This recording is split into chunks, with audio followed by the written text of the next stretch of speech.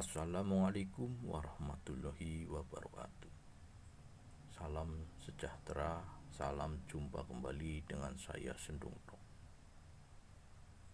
Mudah-mudahan kita semua senantiasa diberi berjuta kenikmatan, dan semoga juga kita semua dijauhkan dari segala mara bahaya, dijauhkan dari segala wabah yang sedang melanda.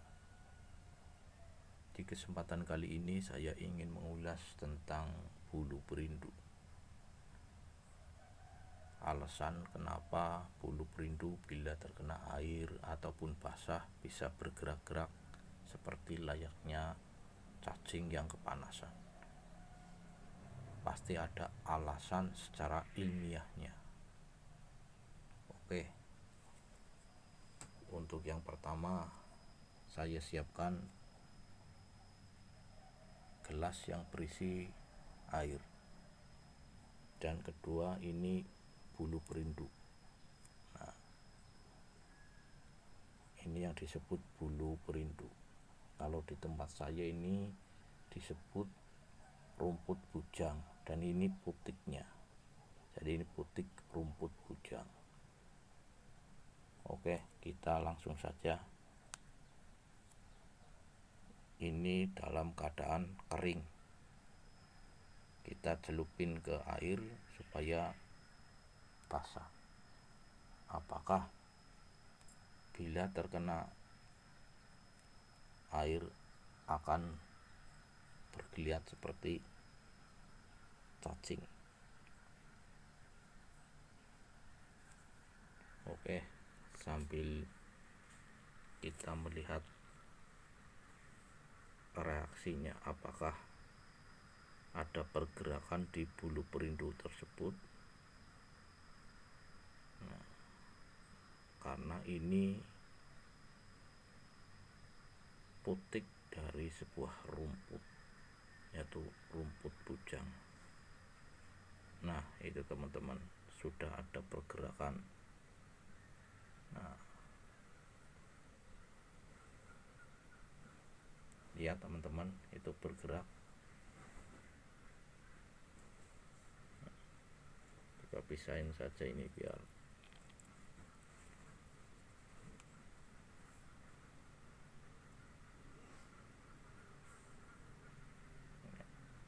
alasan secara ilmiah kenapa bulu perindu itu bisa bergerak.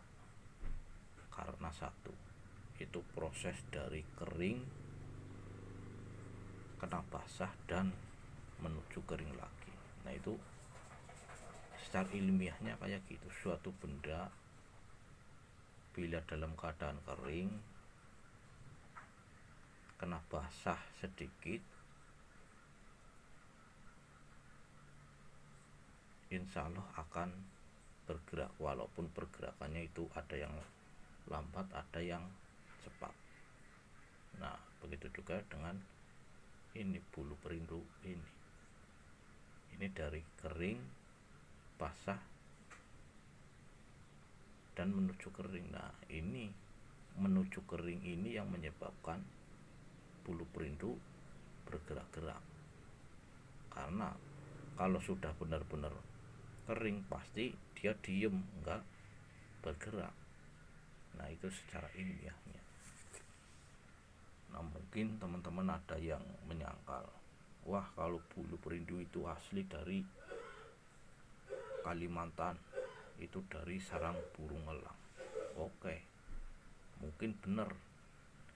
Karena apa? Pertama kali ditemukan itu di Kalimantan, dan kebetulan ditemukan di sarang burung elang.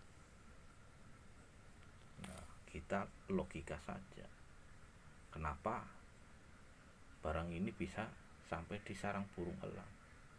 Karena burung elang itu mencari atau membuat sarangnya itu dari rumput, kemudian dibikin sarang. Makanya waktu ditemukan oleh orang-orang Kalimantan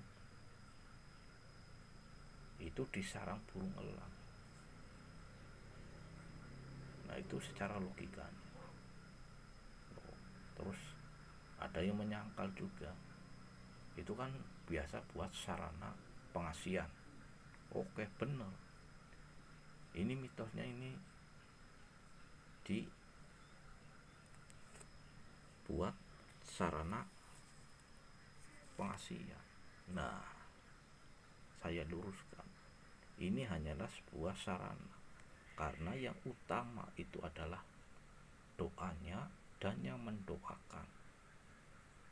Karena pasti akan berbeda hasilnya bila orang awam dengan orang yang ahli di bidangnya, pasti akan berbeda hasilnya. Walaupun doanya sama, tata caranya sama,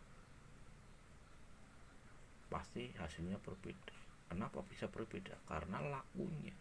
Kalau orang awam, orang yang biasa, itu gak ada lakunya, hanya berdoa. Nah, kalau orang yang ahlinya pasti dilambari dengan misalnya puasa juga banyak jenisnya. Itu enggak semudah yang kita bayangkan, perlu perjuangan, perlu panas perih, yaitu puasa. Nah, itu yang membuat beda.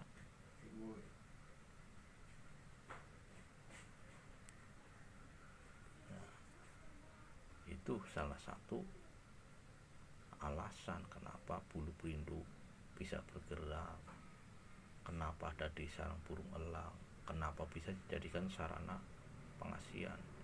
Karena doa dan yang mendoakan itu yang utama, dan yang jelas itu atas izin yang maha kuasa. Karena tanpa ada izinnya, semua apapun itu tidak ada gunanya, nggak ada manfaatnya.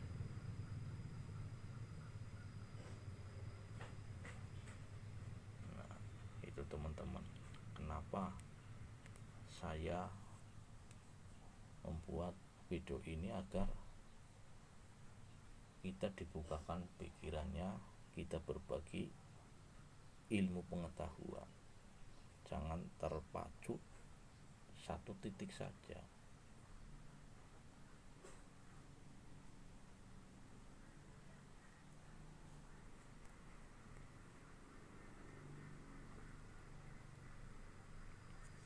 Karena apa? Banyak wawasan, banyak ilmu, insya Allah kita akan menambah daya pengetahuan kita. Oke, mungkin dari saya cukup sekian. Apabila ada kata-kata saya yang kurang berkenan, saya mohon maaf yang sebesar-besarnya. Karena saya hanyalah manusia biasa yang tidak bisa lepas dari salah ataupun dosa. Karena ini hanyalah sebagai tambahan ilmu pengetahuan, karena agar kita tidak terbodohi ataupun dibodohi. Kalau kita sedikit tahu, insya Allah kita tidak akan ditipu, dibodohi, dan lain-lain. Oke, cukup sekian. Wassalamualaikum warahmatullahi wabarakatuh. Salam sukses selalu.